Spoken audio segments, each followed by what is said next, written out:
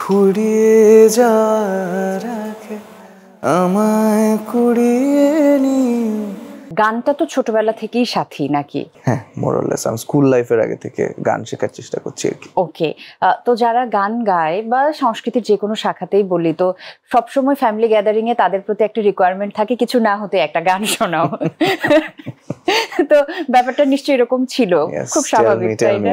তো ছোটবেলায় কোন গানগুলো মাতিম সাকিব গাইতো, বা থাকে না যে ঈদের একটা গ্যাদারিং সবাই বলছে একটা গান শোনাও, সে সময় মাতিম সাকিব যে গান শোনাতো, তো আজকে একটু রিকোয়েস্ট থাকবে ঈদের আয়োজনে আমাদেরকে সেই মেমোরেবল গান শোনাতে। সে সময় তো টু বি অনেস্ট আমি ছোটবেলায়, এটা অনেকে বিশ্বাস করবেন না, আমি ছোটবেলায় গাজাল করতাম শুধু। মানে আমি ওই ওস্তাদ গোলাম আলী খান সাহেবের গাজাল করতাম, মেহেদী হাসান সাহেবের গাজাল করতাম, এইসব গাইতাম আর কি ওই সময়। তখন বাংলা গান কেন যেন কেউ আমার থেকে শুনতে চাইতো না, আমার ফ্যামিলি মেম্বাররা আর কি। বাট ওইসব গ্যাদারিং এ আমার ফরমায়েশ আসতো গাজাল শোনার আর কি। বাট আমি আপনাকে একটা বাংলা গান শোনাতে পারি যদি আপনি বলেন। এই গানটা I want to acknowledge the fact যে এই গানটা আপনার ছেলে সে খুব পছন্দ করে, so this once for him rather. ও থ্যাংক ইউ।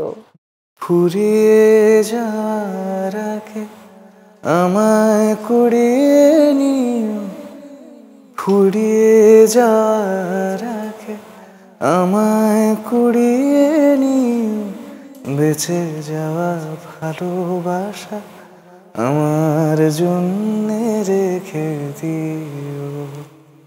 প্রিয়, বেঁচে যাওয়া ভালোবাসা আমার জন্যে রেখে দিও।